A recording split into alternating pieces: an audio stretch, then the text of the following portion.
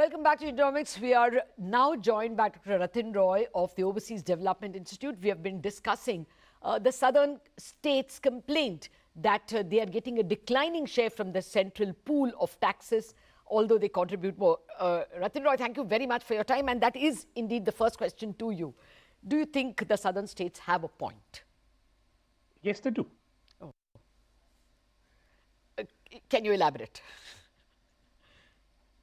I think okay. Let me just tell you. Okay, to counter, to play the devil's advocate, if you please, that the southern states. I mean, the whole idea of federalism is that obviously, what is progressive taxation? Those who have are taxed more for the benefit of those who don't. And secondly, the southern states also benefit from cheaper labor that they get from the migrants. They also have large markets in states like Uttar Pradesh and Bihar. So you benefit from an economic union, and a progressive taxation requires the better off states to be taxed more. That's the argument. I agree that progressive taxation requires better off states to be taxed more.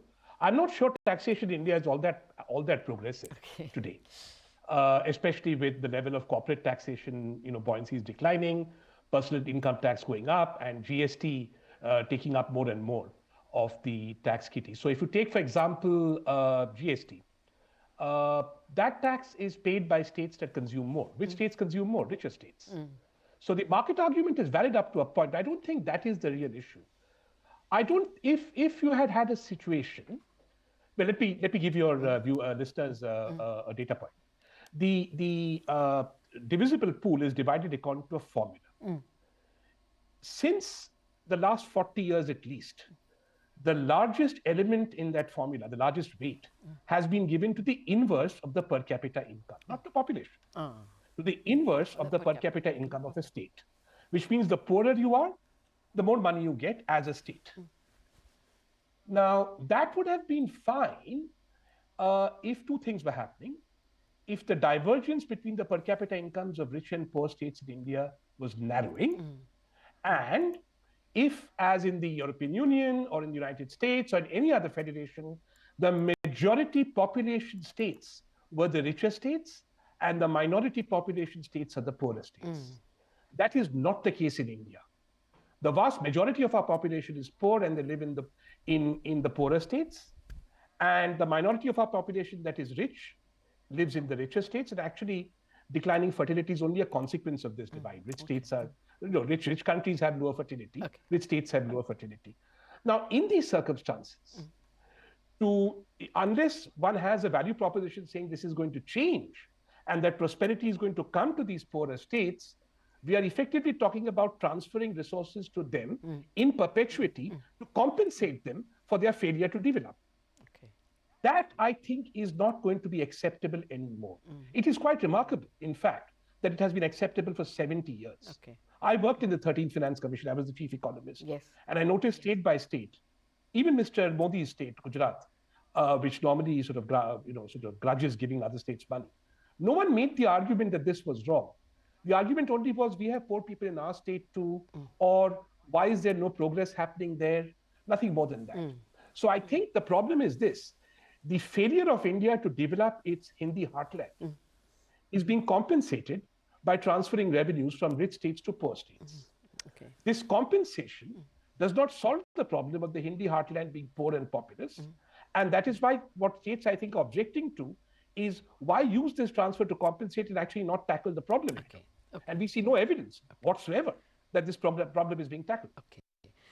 Well, there was a counter argument to it made by somebody, I think a journalist, saying that if you looked at the per capita devolution of the key states, then some calculation he made pointed out that as of 21-22, the devolution to Andhra is 14,000 rupees per person, whereas for Uttar Pradesh, it is actually 9,000. So if you take a per capita, if you take the overall, then it's, yes, 2 lakh crore for Uttar Pradesh, in a certain year, and that equals the devolution to all the southern states put together. But if you looked at it in per capita terms, it doesn't look all that iniquitous. But the other argument that I wanted to present to you, Rathin Roy, is whether, the two other big arguments that the states are making don't take away so much in the form of cesses and surcharges. Yeah, that's a no-brainer. But everybody will take away money from cesses and surcharges because the center is broke. Tax buoyancy has been around 1 or slightly greater than 1. Okay. Our capital expenditure, the center makes a big noise about having increased capital expenditure. If you look at the numbers, capital expenditure done by the center has only compensated for declining capital expenditure by the central public sector organizations. So the budget is running round and round in the central government to stay in the same place. There is a devolution which the center has accepted, but because it is broke, it keeps on looking for money. That is one. Second, because of this compensation problem, because effectively the central government is no longer a development state. It is constantly compensating people for the failure to bring prosperity to their lives. Otherwise, why would the biggest component of revenue expenditure of the center be feeding 800 million people? Is that really the business the center should be in? Is that not something that by now a prosperous India, new India, Viksit Bharat, Atmanirbhar Bharat, Amrit Kal should have achieved? Yeah. So if the center is using money to compensate, then obviously, as a matter of arithmetic, per capita transfers will be larger to states which have more population and poorer people. Yeah. The point is to stop the business of compensation and not to and to get prosperity happening. And because we are failing to do that in the majority of our country, we are getting these fiscal tensions. Well, in a way, you can't make people wait for India to get developed. Food is too urgent a need and it has to be provided. So whether it is right or wrong, whether it is financially right or not, it seems to be morally a thing to do. Okay, so cesses is something you would think merits a cap, though a little before you came in, Dr. Mundle was pointing out that maybe the Finance Commission may not have the constitutional authority to say that cesses have to be shared. It could be something the Supreme Court will object to. What about the other argument that PTR was making in another show, that give us more untied funds, let the tax devolution be less through the central sponsored schemes and the grants, let it be more through untied taxes shared. Fair point? No, that's a technically fair point. But PTR is a politician, and he knows as well as I do. The trouble is, in our political system, suppose the central government fulfills its core functions well. It runs the macroeconomy well, which it doesn't. It regulates the financial sector well, which it certainly doesn't. And it runs the railways and defense effectively. Jury's out on that. Okay. Will they actually get any credit in the elections for doing that? The credit comes from a my-pop culture.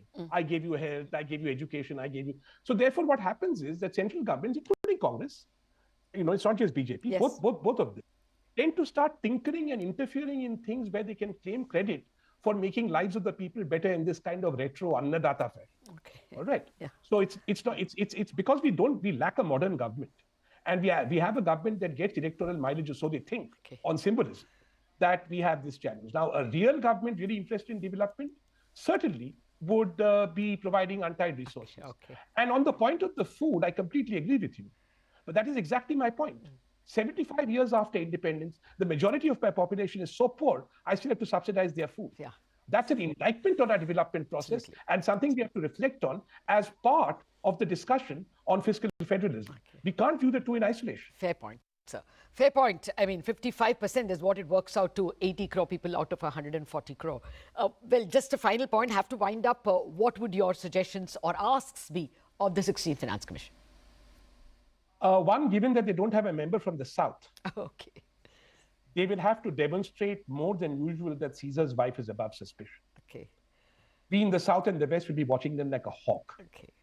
Okay. We do not have any credible reason to believe that arguments of political economy, which are going to inform, as I've been trying to say, the Southern arguments are those of political economy. They're not those of fiscal capacity, fiscal need, all the usual technical plumbing stuff. So if this Finance Commission sticks to technical plumbing and does not address the political economy and does not consult, then I think there will be an issue. I think the center has given them a fantastic terms of reference. Normally, their terms of reference of Finance Commissions are full of garbage. Do this, do that, do 85 things. This time, miraculously, they've been told to concentrate on their core function, which is the vertical and horizontal devolution of tax revenues.